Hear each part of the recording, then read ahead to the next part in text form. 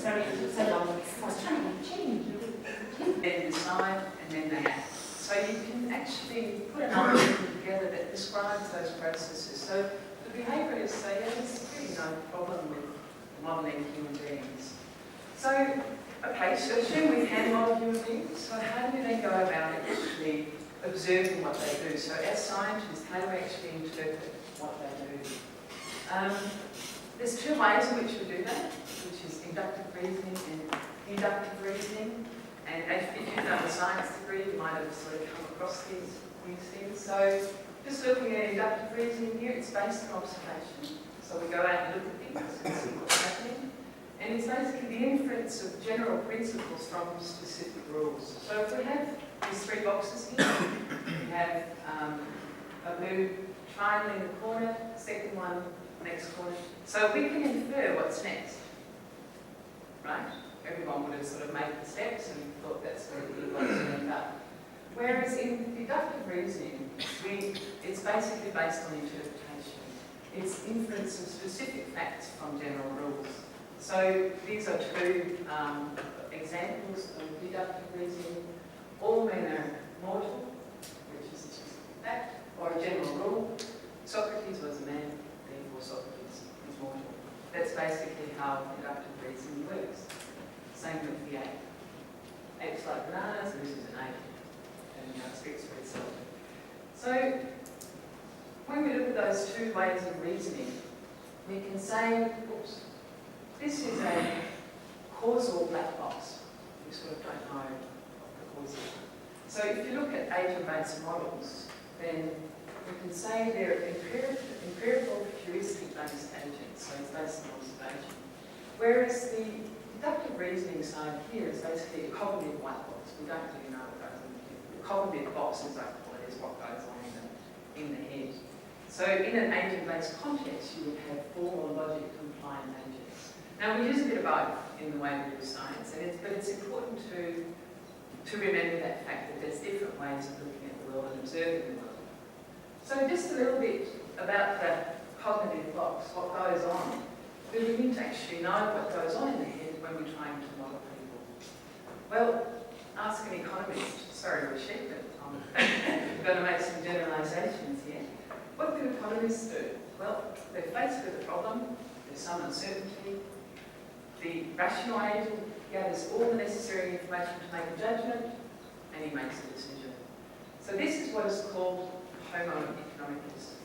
And this is, of course, a generalisation. But the economists assume the person acts rationally, in complete knowledge of all the information, out of self-interest, with the desire for wealth. So this is the sort of basic principle of economics. So economists in the past have said, well, you can't really gain that much knowing about the way people make decisions by looking on what goes on in the head, because this is the way they make decisions. You don't really know, you need to know what goes on in the head. However, psychologists obviously do need to know what goes on there. That's their bread and butter. So when these two gentlemen here are the most famous, I guess, for the economists, they're the most famous sort of psychologists. They're basically saying that if people are faced with a complicated task or a judgment, then they basically don't do that rational path at all. They make decisions on shortcuts, which they call heuristics or rules of thumb, basically. They take a shortcut. They don't gather all the information that's necessary. They take a shortcut. So these rules or these shortcuts, they basically explain how people make decisions, come to judgments and deal with problems. So these rules can be either learned or they can be hard-coded through genetic processes. So there's some bits in cross-fertilisation between economics and psychology. And basically, and Rashid yesterday talked about environmental economics being a subgroup of economists who had a concern for the environment and thought economics is not dealing with these problems. Obviously, we need to do something a bit different. Whereas behavioural economics says, okay, we need to actually incorporate some of the knowledge from psychology into economics. We need to actually study the effects of, or behavioural economics is basically concerned with the bounds of the rationality of these economic agents. So basically the behavioural economics is the study of the effects of the social, the cognitive and emotional factors on economic decisions and resource allocation. So it's just an illustration that economics is not just economics, there's other paths that people follow and other studies that have been incorporated in it.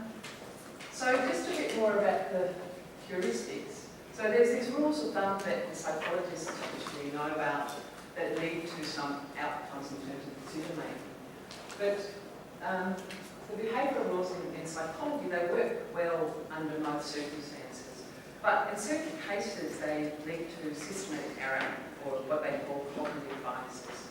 And I just want to spend a little bit of time on some of these cognitive biases, and I'll come to the context why it matters in the context of climate change. So you would generally find 4 groups of cognitive biases, and the first one is there's biases in the way we make decisions and show behaviour. So one famous one is loss aversion, or the endowment effect. So people demand much more from giving something up than they're willing to pay to get it. So basically, losing $100 affects your happiness much more than gaining $100. And it was already mentioned in one of the other past talks. So the next cognitive bias is in relation to probabilities and beliefs. And an example of one of those, there's about 50 of these ones. I'm just giving you an example to give you a taste of what they are. So there's such a thing as outcome bias, which basically means that people overestimate the probabilities, small probabilities, and underestimate large probabilities. And just as an example out of health, that low-frequency events such as smallpox and poisoning and botulism are overestimated by a factor of 10 by people, and high-frequency events like cancer and stroke are underestimated. And this is a consistent outcome in terms of behaviour. So then there's some social biases, and one example of a social bias is false consensus bias. And it's basically people tend to overestimate the degree to which others agree with them. So we all think that we're right, basically. And then there's my memory bias, and people often incorrectly think that past attitudes they had are the same as what they have now, and they didn't change over time. So these are just some examples of the cognitive biases. And these are, how do we actually know that these cognitive biases happen? Well, like biologists, psychologists do experiments. They do experiments with people to establish these predictable outcomes that are not like what we expect. So one example of establishing one of those biases is called anchoring. And this is a really important one for the social sciences, and I'll explain why that is the case after I show you the example. But basically people tend to rely really heavily on an anchor or one trait in a piece of information when they make decisions. So they focus on one thing. So just to establish that, they did an experiment with 2 groups of students, and the question the students were asked was, guess the percentage of African nations that are members of the United Nations. So there was 2 groups, and the first group, the follow-up prompt was it more than 10% or less than 10%? And the second group was asked, was it more than or less than 65%? So what turns out is that, on average, the people in the first group that were prompted with the low amount said 25% on average. The second group, who was prompted with the high amount, which was the anchor, said it was 45% on average. Now this is a really consistent outcome in these experiments that the psychologists do. And even if the number that people are prompted with, the anchor they're given, is not, it doesn't have to do anything with the actual question, and I'll give you an example of that. There's another example, another experiment they did where they got people to write down the last 2 numbers of their social security code, which it doesn't have to be a social security, but it could be the last 2 numbers of your bank account, for instance.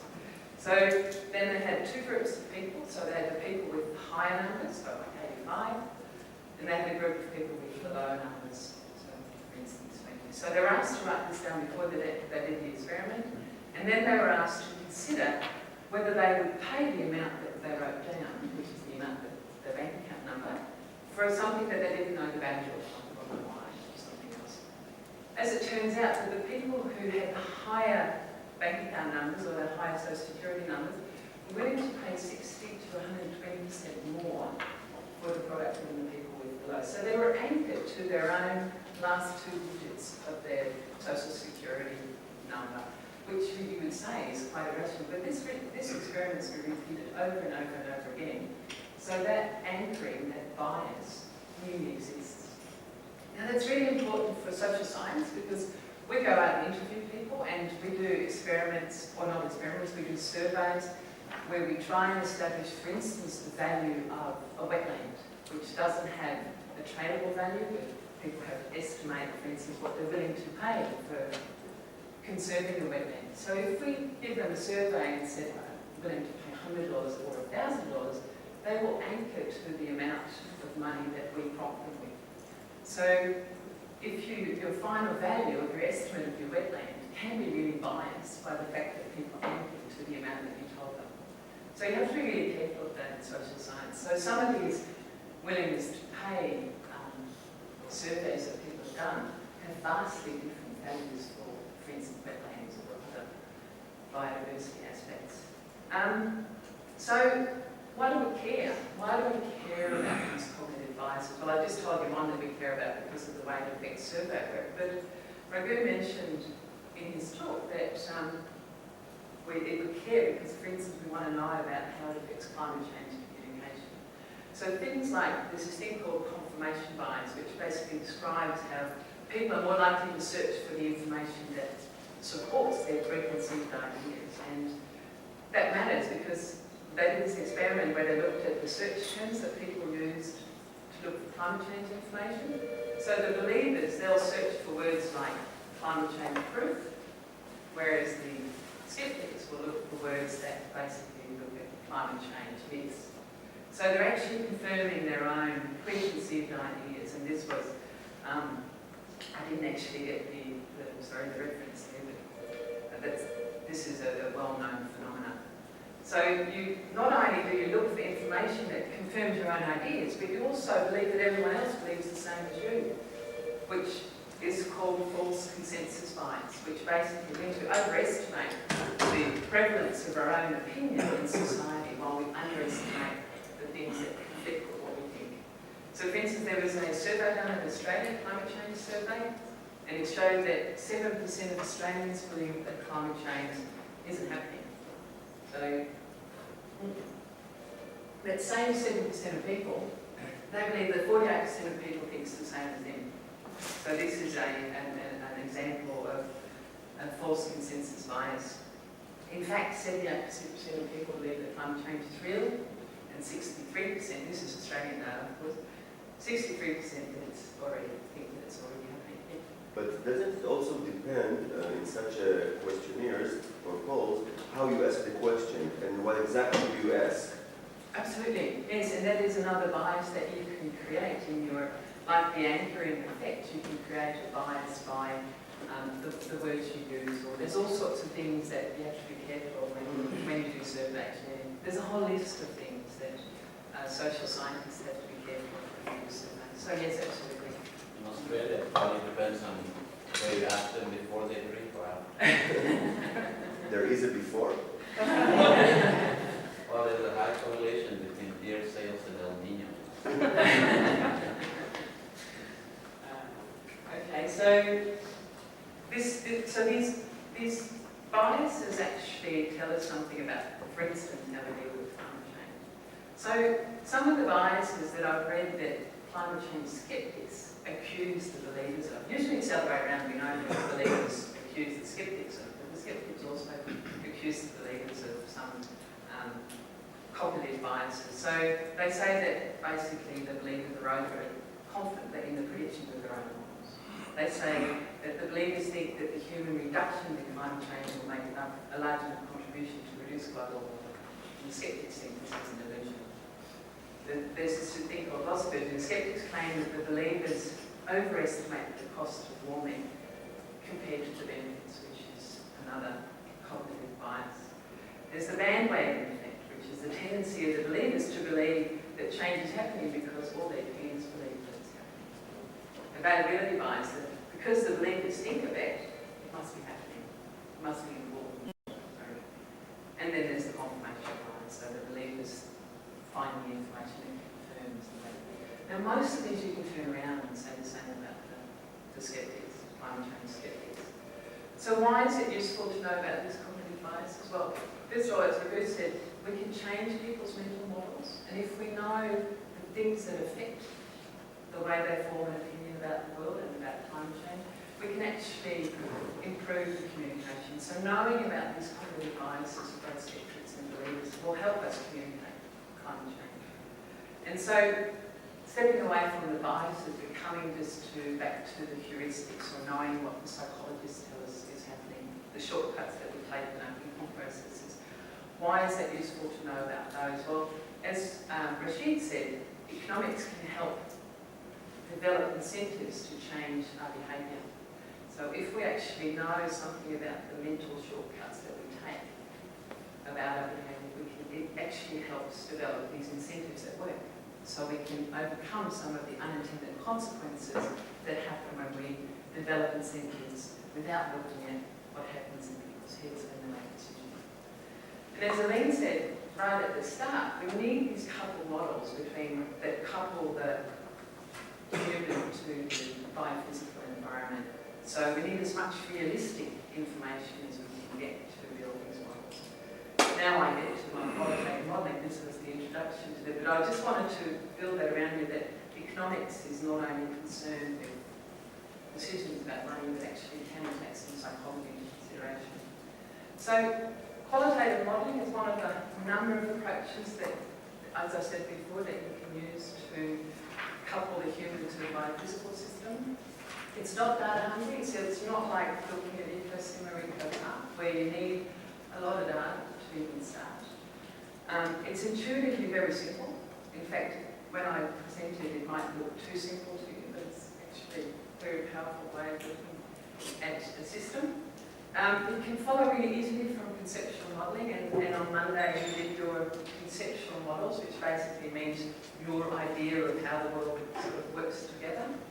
And it can be developed. It doesn't need to be just scientists that do it. You can actually build a qualitative model with people in the community, with children, or with anyone, with teenagers, or whoever you want to incorporate, because it's not difficult at all. So those are the strengths. So just to give you an introduction, now I'm going to be sort of diverging completely away from the behavioural economic stuff. Qualitative modelling was developed by a gentleman called Richard Evans, who was a mathematician, who's still alive, and basically they're based on sine graphs that you can see here. And there was a few historical things that had to happen before qualitative modelling came about. So we started in the 12th century with a gentleman by Fibonacci, and some of you might have heard of him. He basically developed the exponential or geometric increase in populations. Basically what he said in his book is he put a couple of rabbits in a box, and obviously a male and a female, and then he watched what happened over a series of, over time, and obviously there was an exponential increase in the number of rabbits that ended up in the box, which is the exponential growth population density curve here. So 5 centuries later, along comes Malthus, and again, most of you would have heard about Malthus. He took that population, the geometric increase in the population curve, and said, well, food or resources don't increase, they increase very exponentially. So, look, we've got a problem. And we're still going back to this graph now to say that we have got a problem. Very simple concept from the 1700s.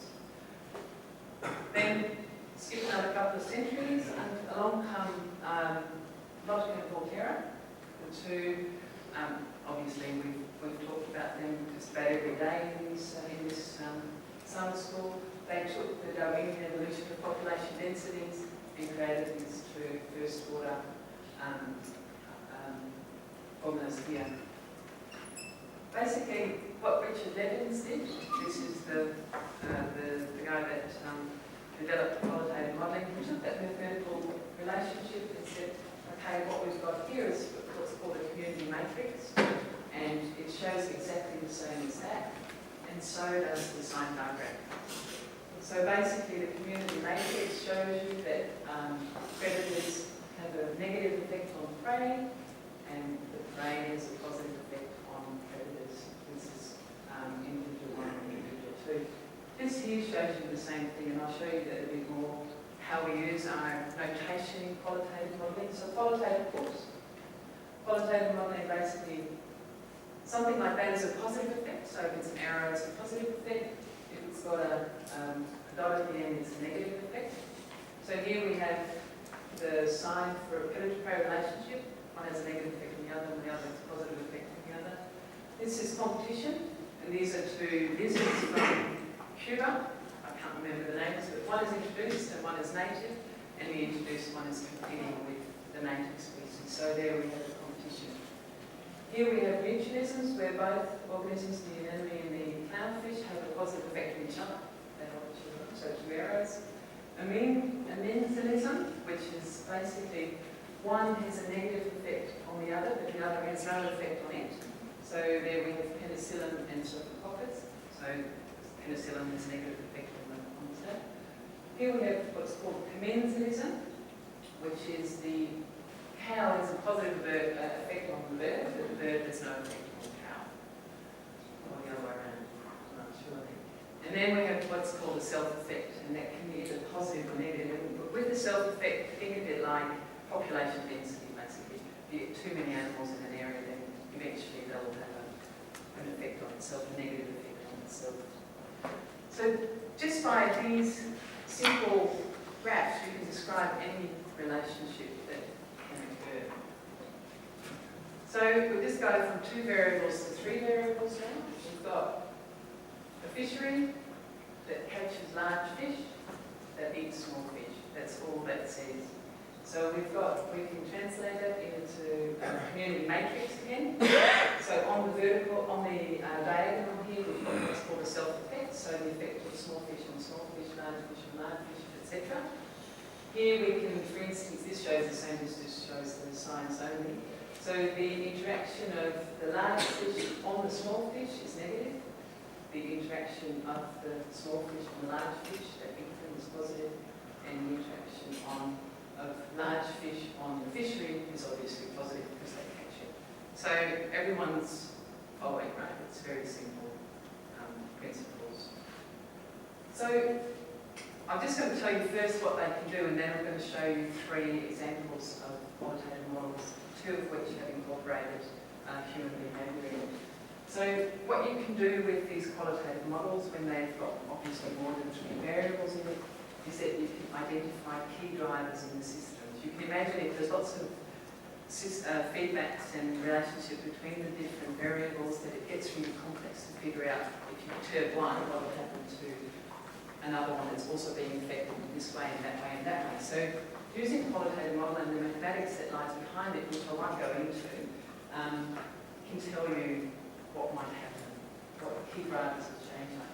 So there's 2 terms that qualitative modelers use. You can have what's called a press perturbation, which is basically a shift in the parameters that lead to a new equilibrium, or you can have a pulse perturbation where you basically give the population a shock and see what happens to everything else.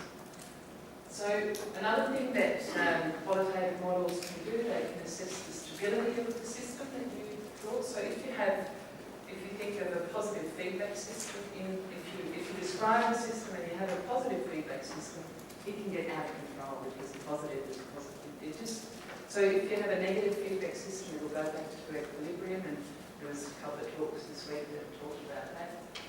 So from a qualitative model, you can quite quickly figure out whether you've missed something and you've got a positive feedback system that makes the system unstable.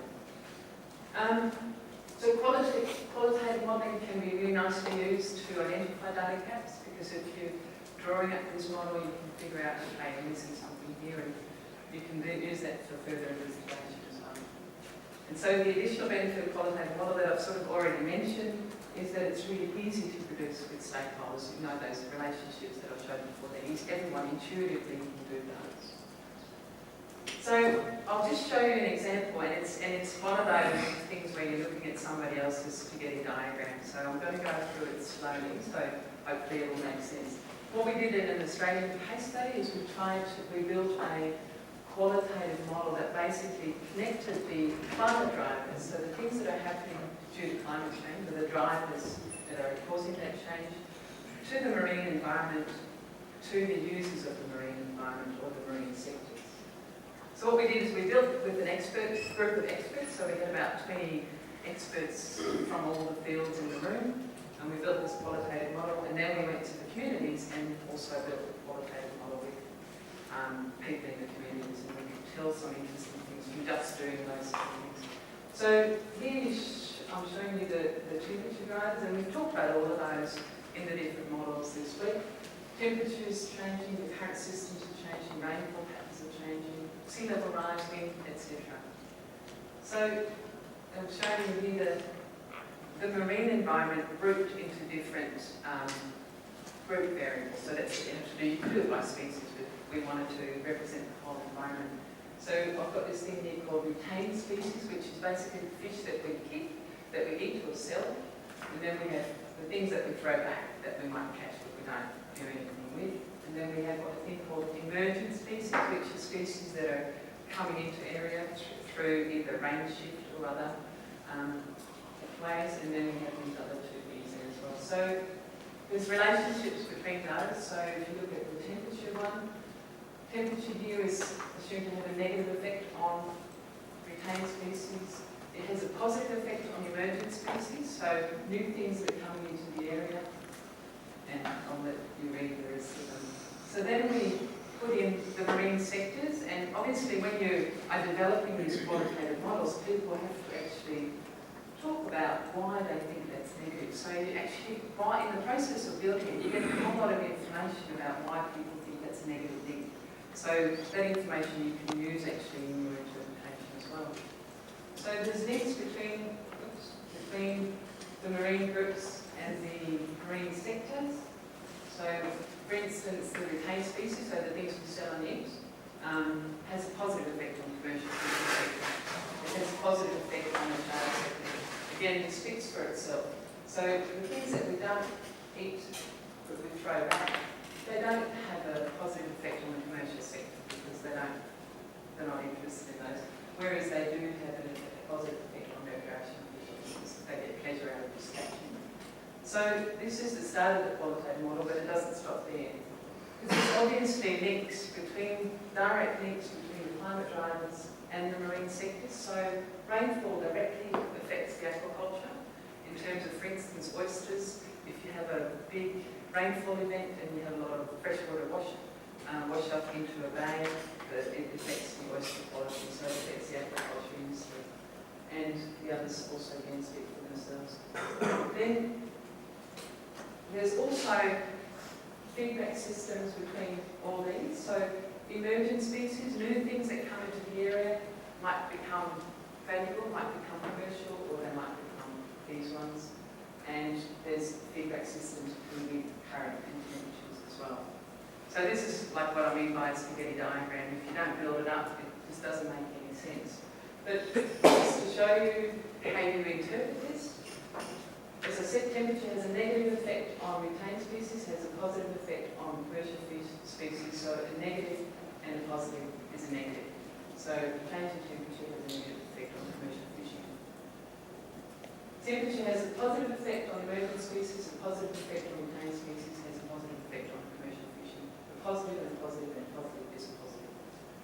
So in this case, this is how you explain qualitative models, and that's all it is.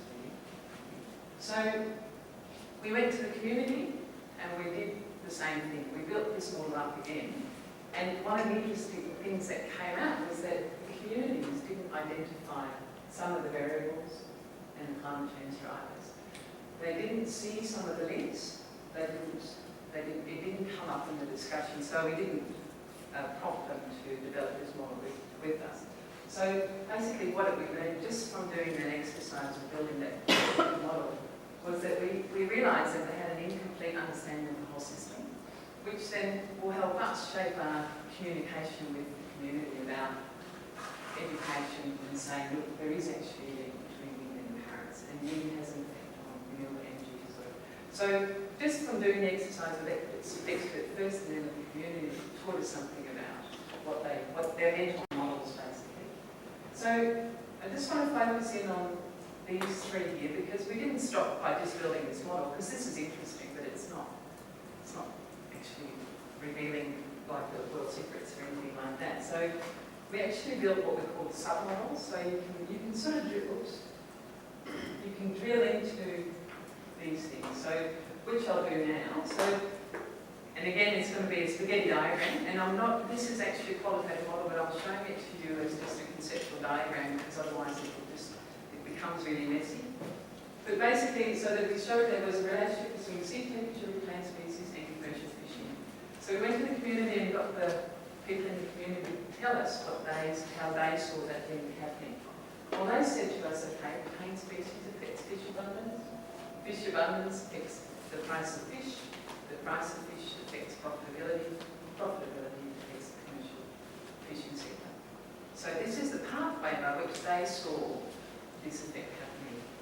So climate's not the only thing though that drives that commercial fishing sector. We wanted to put the climate into context. So what we did is we found out what else affects the commercial fishing activity. So the first thing that people mentioned was alternative income options. Because Australia is doing really well in terms of mining, a lot of the young guys are going to the mines to work. They can earn like $500-600 a day just working in oil and gas, just riding boats and things. So the fishermen are actually not getting free for their boats. So this was affecting commercial fishing activity. The other thing was that they said, well, we can't actually diversify our fishing. There's all these restrictions on exploring new things. So that's restricting fishing activity. One of the things that they also said was that in this particular case was access to fishing grounds. So that was, it doesn't stop there. Obviously profitability is, in their eyes, the main driver of their commercial fishing activity. And basically profitability is a function of fixed costs, which are the costs that don't vary by the size of the operation, the variable costs, which are the things like fuel, etc., and the price of fish. Those three will determine your profitability. So I just want to focus in on those three for a minute. The variable costs are the cost that people were experiencing in fishing was largely the result of whether they own quota or not. So if they didn't own any quota, then they had to lease quota in to go fishing, and leasing quota in is basically more costly, so that was affecting their variable cost. So if they had to lease quota in for $20 a kilo, if you own the quota, you would have to pay that, so it increases your cost structure. Whether you own quota was really a result of whether your farmer owned quota and whether he was going to pass it down to you. But what was happening in the fishing industry is if you own the quota, people weren't able to pass it down to their offspring anymore because it was their superannuation, basically. It was their retirement income, so they had to actually hold on to it. So quota wasn't trading hands for this reason. Then the price of fish is affected by abundance, but also imports and exchange rates. And fishing pressure is obviously affected through climate change, but also through fish abundance. So just to sum up, quota ownership characteristics were foremost in their mind in terms of how it affects commercial fishing. Quota trade characteristics were the second most. Work opportunities and exploratory fishing were the things that really guided this commercial fishing sector. Climate change, it wasn't really part of their decision-making processes. And they could see the path by which it could affect them, but it wasn't something that they were concerned about at the moment. But this model will help sort of, if we're going to do anything about addressing the issues of climate change, we have to know about all these other things, because otherwise we might be doing something that's completely irrelevant in the context of quota ownership characteristics. So it's important to understand how these things fit together, and if we want to use it for policy to change the system or improve it or make it more robust. So now I'll go back to a qualitative model that will show you why it's important, why qualitative models can show you really powerful insights into what a policy implementation might do. So this is an example of the Ben Wiley, someone correct me now, Ben Weller. Yes. Yeah, okay. Thanks. Basically, they've got a hake fishery there, and the issue that hakes were the abundance of hake was falling. And they were saying, well, seals eat hake, so let's go and kill some seals. That'll increase the hake population. So this is just a food web. This is the seals. There's the hake. Obviously, hake's not that only eaten by seals, but other things as well. So simple qualitative model. We've got seals eating hakes, which hakes basically drive fishery. So we decrease seals, increase hakes, increase the fishery. That's the simple qualitative model. However, as it turns out, there's two species of hake in this system. One lives in the shallow water, and one that lives in the deeper water. So we also have juveniles and adults in our system, and we have juveniles and adults in the other species that live in the deep waters. So the adults of the shallow water one happen to eat the juveniles of the deep water ones. So what happens in the system, if we use a simple system here, we can say, yeah, let's go and cull some of these seals because they're eating our hake. So if we cull some, it'll increase our fishery. However, if we look into the system a little bit more carefully, we can see that the seals eat the adults here, that produce the juveniles, and the adults drive the fishery. Now, if we put in, these are the shallow water ones. Now, we put in the juveniles of the deep water fish, that's these ones, they get eaten by the adults of the shallow water one. The adults of the deep water ones that are producing the juveniles are over here, and they're also part of the fishery. So this is a qualitative model showing that system, right? Now what happens? Okay, we cull some seals. We have an increase in the shallow water hake, the adults. We have an increase in the shallow water juveniles. However, we have an increase in these ones, which means that we have a decrease in the juveniles of the deep water ones, because there's a negative relationship here, because they get eaten. So we have fewer juveniles that affect the adult population, so we'll have fewer adults over time, and these adults, as I say, are also fish. Fewer adults, fewer fish coming from the deep waters, even though we have an increase in the shallow water ones. So this system actually, and as it happens, which with this particular fishery, 80% of the fish that were caught came out of the deep water. So killing the seals is probably not a good idea, because you're going to have a negative impact on your fishery. So this qualitative model, this more detailed qualitative model, could actually tell you, well, maybe that management approach is not such a good idea, because it actually will have a negative effect on the fishery. So that shows you some of the powers of just a simple qualitative model, which you could do on the back of a bit of a paper. Okay, so I just want to give you another, this is the third example, I'll just give you another quick qualitative model example where we incorporated a human and the biophysical system together. This is the banana prawn fishery.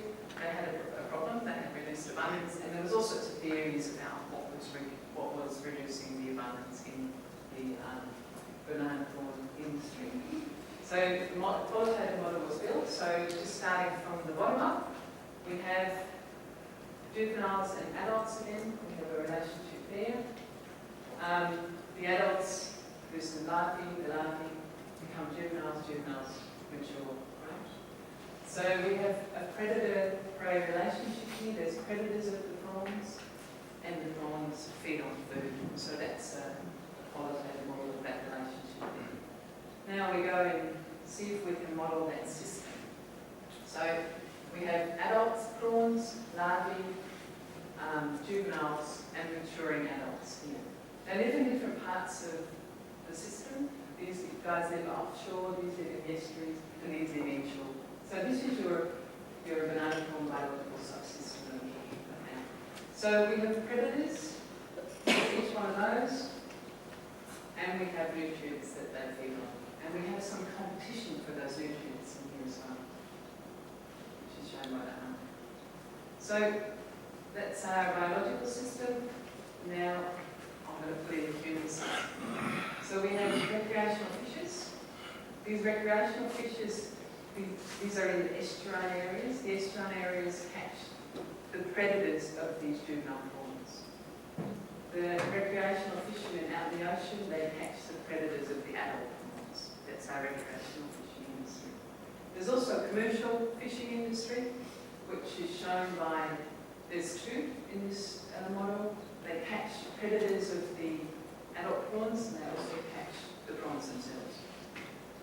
So our commercial catch system can be detailed a bit more. So catch impacts CPUE, but also affects the price of the fish. The more you catch, the lower the price. The price affects the efficiency and affects commercial catch. So we have a little subsystem over here. Now we put in the environment. Also here. So there's turbidity in the estuary. So we have estuarine turbidity, which affects the predators in both systems. We have mangrove habitats, which affects the predators. We have rainfall events. Now these are the early rainfall events, and you probably know that prawns are like rainfall. Like if the fishermen see a lot of rain, they'll say, oh, it's going to be a good prawn season. That's a generalisation. So the rainfall, early rainfall has a positive effect on a number of these biological variables. Then we have late rainfall. This is a tropical system, obviously. We have late rainfall, which affects salinity, which affects the biological system through that pathway. So that's our model, which combines these guys with these guys and these guys. So, there's one more, sorry, turbidity. Now what happens? I'm going to perturb rain. I'm going to say, okay, we've got an increase. We've had an La Nina here, and we've had lots of rainfall happening. So we've got lots of early rain. We don't have so much late rain, but lots of early rain happening. So what happens to a biological system? This is the mathematics that lies underneath it. Obviously gives us these results. It has a positive effect shown by the green ones. It has a negative effect on the predators through, so what you can see here is there's a positive effect on turbidity, which has a negative effect on predators. So a positive plus a negative is a negative, and the predators have a negative effect. A negative here means a negative effect. It also, surprisingly, has a negative effect on the price of the fish and effort. So this is the flow-on effects of the increase in rainfall.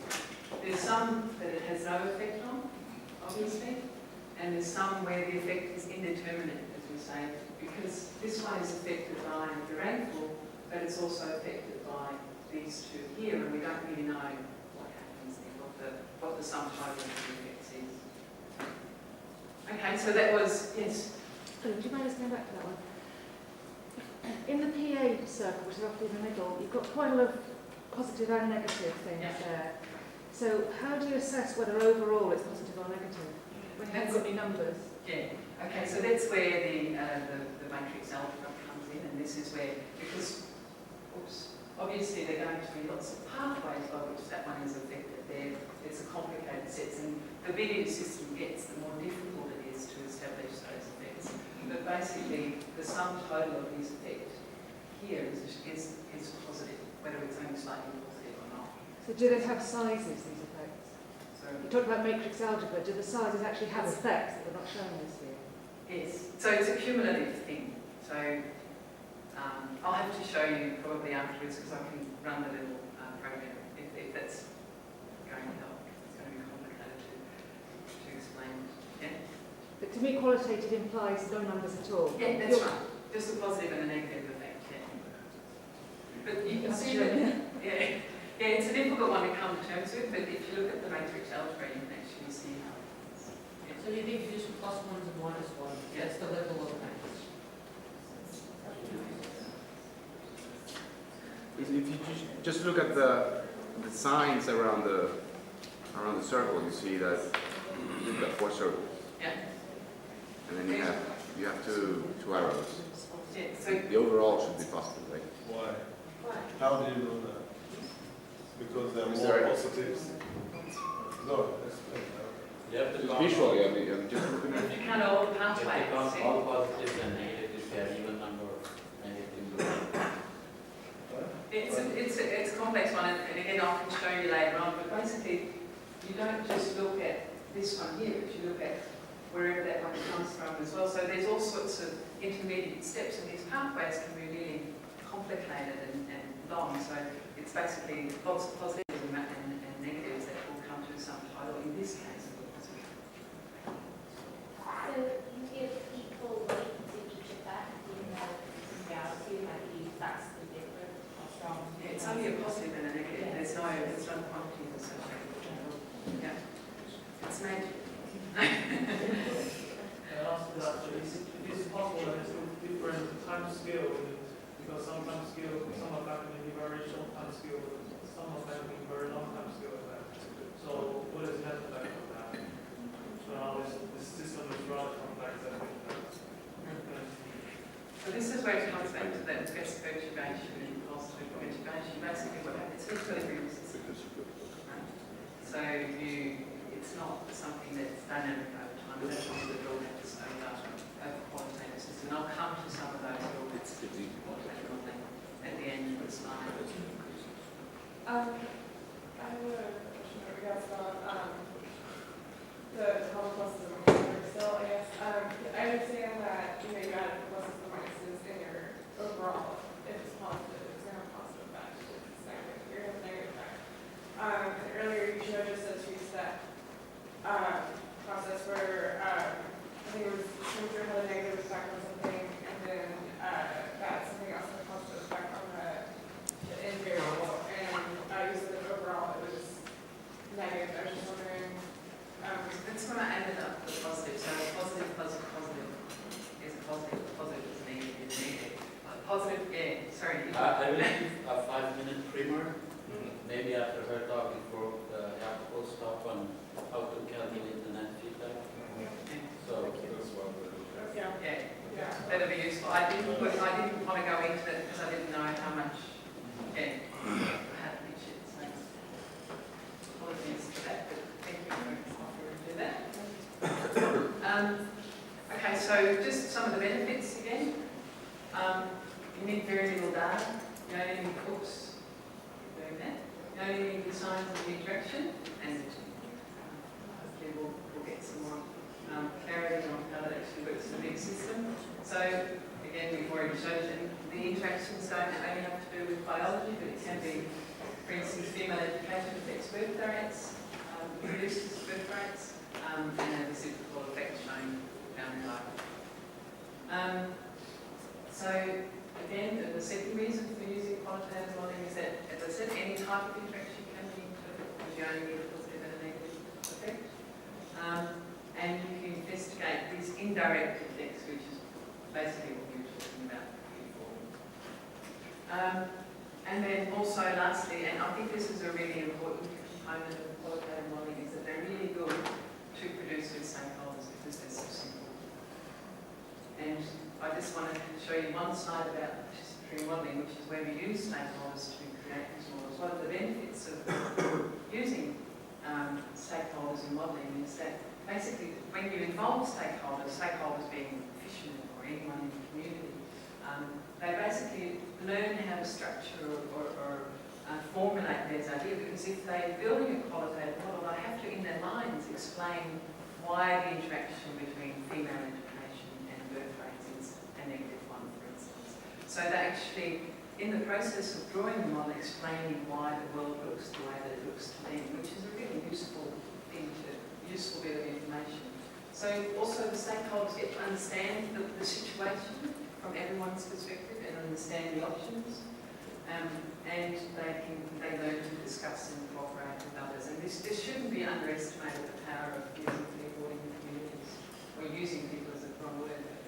So there's lots of benefits for the scientists as well of doing this process of participatory modelling, is that they learn what the stakeholders are actually thinking. So with that climate change one, we actually learned where the gaps were, gaps in the information, where there were misconceptions about things. So we learned probably more from them than they learned from us in that process.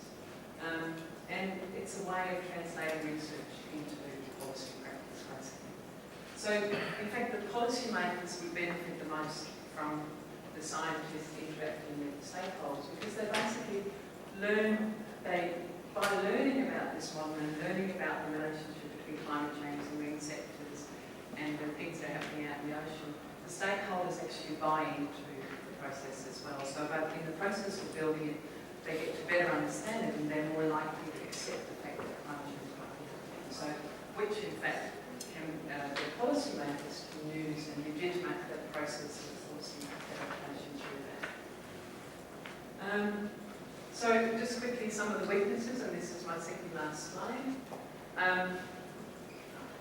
So it basically emits small effects. So this is that same one again, and it basically time lags are not explicit, the presumption of linearity and equilibrium, and there's loss of detail in space and time. And the functions are often vaguely defined, but that's also a benefit in a way. And this is my last slide. Thank you.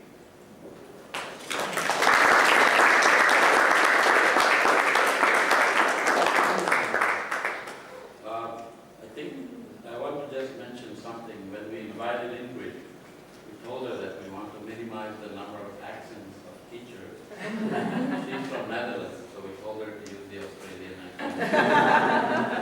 And I'm doing this Australian Beth thing as well, so But we couldn't minimize the accent of the students. My question is this. I have some background both in behavioral science and political science. From past experience, I can generally say that it's not that difficult to model or understand the behavior of humans, especially in communities. You generally, if you are part of the community or you bother and go to the community and ask the people, ask both the leaders and the simple people, so to say, you can get a very good, quite quick and very good understanding of their way of thinking, how they see the world, etc. But there is a very large gap, and that's my question is, can you maybe elaborate on that? How do you get from the point that you have your model, either conceptual or a real scientific model, to actually create a mental change process? Because from what I see in many aspects, not only ecology, of course, this is the real problem. I don't remember if Raghu said it or someone else, that scientists provide problems, they don't provide solutions. And this is the problem, and I think this is a good start, but if you can elaborate, how would you do that? well, that's the $1 million question, really, isn't it? How do we get change happening, even if we know what's going on? We still don't know how. And I think that as scientists, we're often not communicators, or a lot of scientists aren't communicators.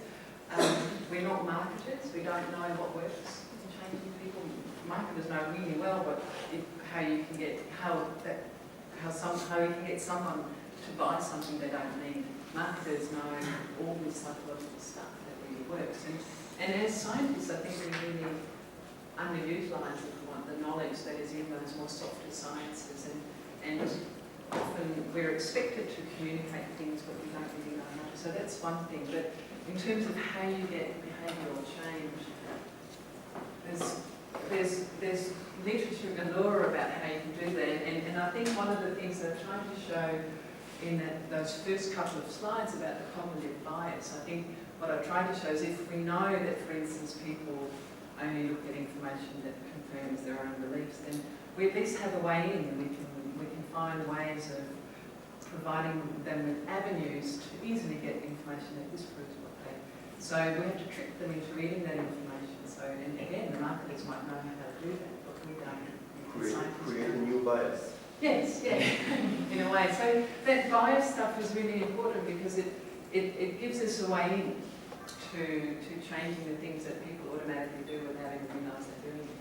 But I think we need to use the skills of other people who can communicate and who know about how you change behaviour, and that's not necessarily the biophysical scientists. Oh, I don't know if you did distinguish between cognitive bias and cognitive dissonance. Yeah, So I didn't know. cognitive dissonance is where you have a belief and there is a truth. If the truth disagrees with the belief, you just tend to ignore the truth. So, and the best example in the US is when George Bush was the president, when gas prices went up, petrol prices went up, they made a survey and people blamed the president and some said he was not responsible. So the people who blamed the president were the Democrats and the Republicans thought he was not responsible. And they did the same survey when Obama was the president, and the Democrats said the president had no control on the prices, but the Republicans said he was responsible. So it's also called dispositional versus contextual behavior. But you want to go? So the main problem I see with this type of modeling is that you really count a lot on the type of either the positive or the negative feedbacks that you think would happen. But I think our basic understanding is so far away from really knowing like the sign of this feedback. And so there might be like this time issue. So you might have a positive feedback in the first 5 years and then something goes completely the other way. So, No, and it's a valid point, and as I said in one of my slides, qualitative modelling is not appropriate in all situations. And for instance, if you have lots of information, you wouldn't use qualitative modelling because you do a deterministic model or a statistical model if you've got. But on the other side, if you're trying to change like this model, mental model, and you don't have this sort of knowledge of these feedbacks on relatively long time scales, then that can be very dangerous. So the other aspect of it is that you can literally do it in an afternoon. Once you become experienced, you can do it in 10 minutes. So you just do lots of them. You just do lots of them for all the different states that you think the system is ready. Policy, so you have all these policy built up with other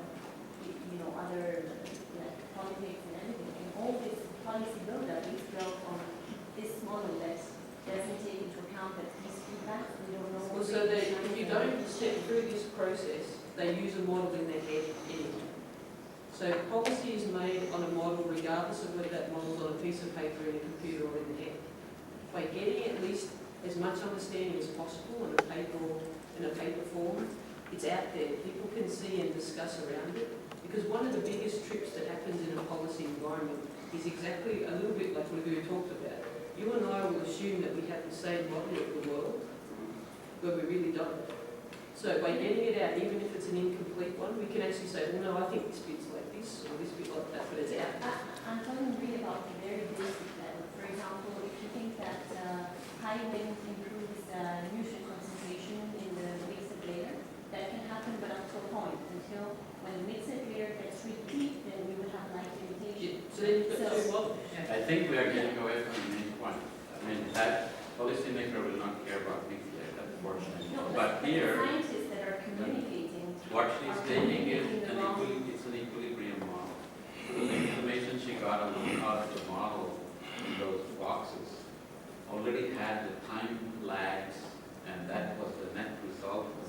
So that if you want to run it for 10 years, then mixed layer is hardly the problem. That you don't even know, there is no data and so on. So yes, all your points are valid, but as Beth said, you have to tell them what is the information you are giving and what are the assumptions behind them and what are the limitations.